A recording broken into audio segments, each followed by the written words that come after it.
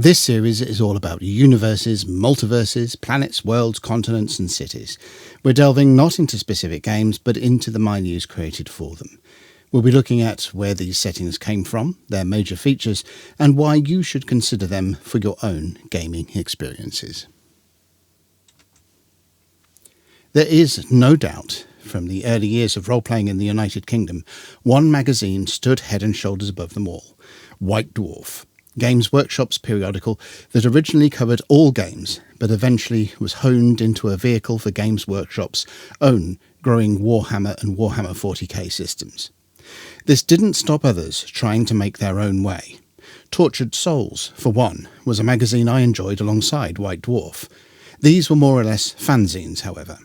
In this edition of Viewer of the Milieu, we'll be visiting not one, but two attempted rivals to the White Dwarf crown, and the campaign setting they came to share between them. Today, we take a look at the world of Pelinore.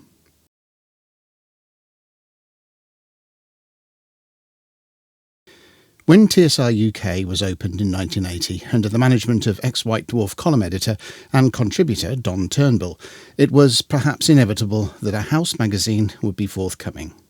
After the Fiend Folio and the U series of adventures centred around Saltmarsh, and coinciding with the launch of the UK series of adventure modules, that magazine arrived in 1983 and was, imaginatively, named Imagine.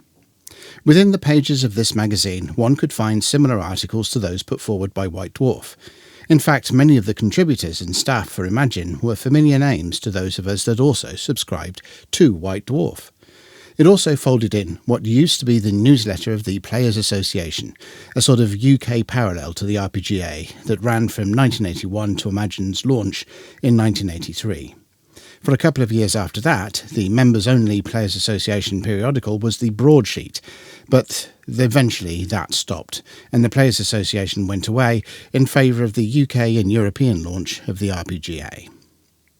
While Imagine didn't specifically target Dungeons & Dragons by stated intent, it was nonetheless seen as a Dungeons & Dragons vehicle by many, both from its overwhelmingly D&D-centric content and its association with TSR UK, and the very D&D-centric D&D Players Association. In this regard, it wasn't like White Dwarf, but more like the second cousin of Dragon magazine.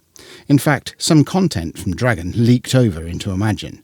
Gygax's articles on new spells, the Thief Acrobat, cantrips, barbarians and cavaliers were reprinted in Imagine, ahead of being eventually compiled into the Unearthed Arcana book. The problem there was that Dragon was about twice the size of Imagine, and available in the UK. Seeing these articles crop up in both TSR magazines made things feel a little cheap, at least to me. Anyway, some of the Imagine articles were great, and some of the adventures in its pages were also good, but it took a while for it to get into its stride. That truly arrived, I feel, with issue 16 in July 1984. This issue, including a special section on using ancient Egypt in games, included a 3-page spread on a new undertaking, the world of Pelinore. In this article, we were treated to a brief overview of Pelinore, and a note that virtually every adventure published in Imagine to date existed within the world somewhere. More intriguingly, it included a short set of writer's guidelines, because this, ahead of Polyhedron's Living City, was to be a shared setting, open to contributors to Imagine, to flesh out and develop. It was an interesting concept, and one I wish my teenage brain had engaged with a bit more. It would be over a decade before anything I wrote made it into a magazine. But it was, I thought, a cool concept, and I was keen to see how this would work out. The basic idea here was that, as a world, Pelinore's details were left vague. Well, some of its details anyway. The world was made deliberately large, so virtually anything could be accommodated somewhere within it. At the heart of it, not literally, that was the world heart, another something left vague, but since I was by then an avid Pratchett reader, and here was another flat world with something special at the centre to it, to me it was a ruddy great mountain. Anyway, at the heart of it stood the City League, which, like Pelinore itself, was a setting, urban this time, large enough to accommodate pretty much anything. A large, flat, world-shaped bucket and a large city-shaped bucket, all ready for the contributors of a magazine to fill up. And for the next 14 issues, 15 if you include 1984's special edition, through to September 1985, that's what happened. Lots of different articles on settlements, streets and buildings of the City League, adventures, inhabitants, gods and esoteria. A random cornucopia amounting to roughly the size of a gazetteer or Forgotten Realms reference book from back when. But abruptly, with issue 30, a Viking special, Imagine was gone.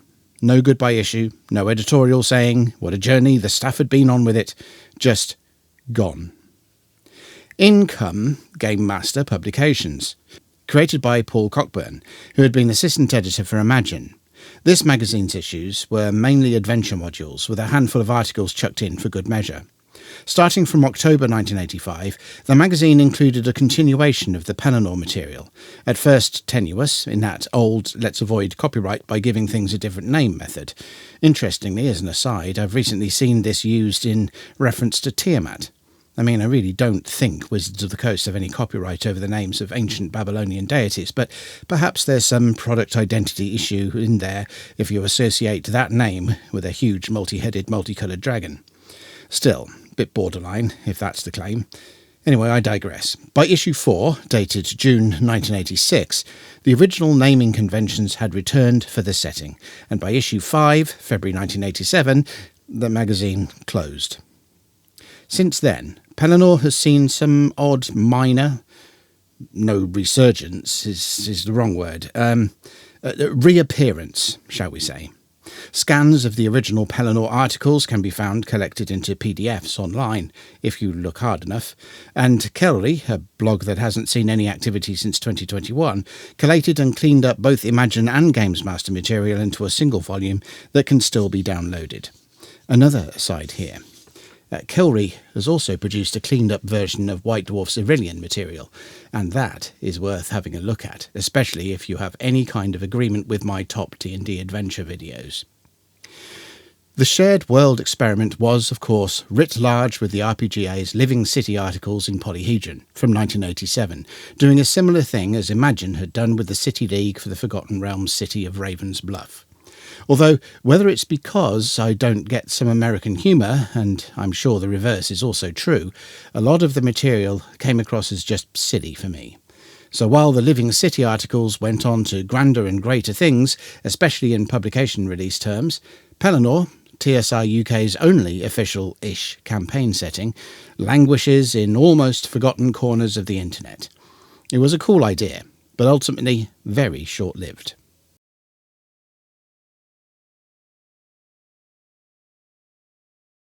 The basic concept of Pelinore is that it can contain anything, be anything you want it to be. That sounds a tad trite, but even the compiled and cleaned up version of the net material describes a pinprick in loose detail.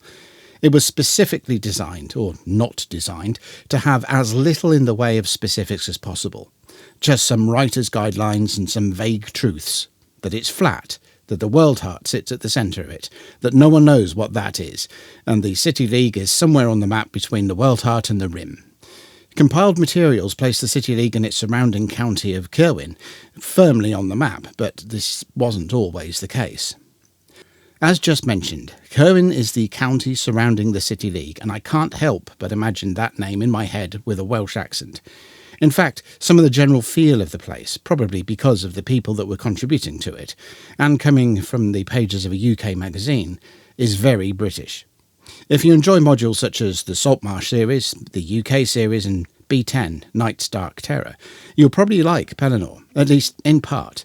In fact, a chunk of the people that worked on writing those very adventures also contributed to Imagine magazine in general, and Pelinore in particular. Kerwin itself is a compact place, surrounded by wilderness, so in this regard, even the small slice of Pelinore has a lot of adventuring potential. Urban in the City League, rural in and around Kerwin and its other scattered settlements, and into the uncivilized wilderness beyond its borders. The adventures tied to the setting from more or less 30 issues of Imagine and 5 issues of Games Master give enough adventuring to get you going. But it's definitely not a highly detailed and designed setting like the Forgotten Realms, Dragonlance or Greyhawk. It is a semi-blank canvas, a sort of colouring book with most of the lines missing, that an inspired dungeon master can go to town on and flesh out the missing bits in any way they choose. Or, alternatively, just pick out the bits you like and port them into your own setting. Personally, I think that is the best use.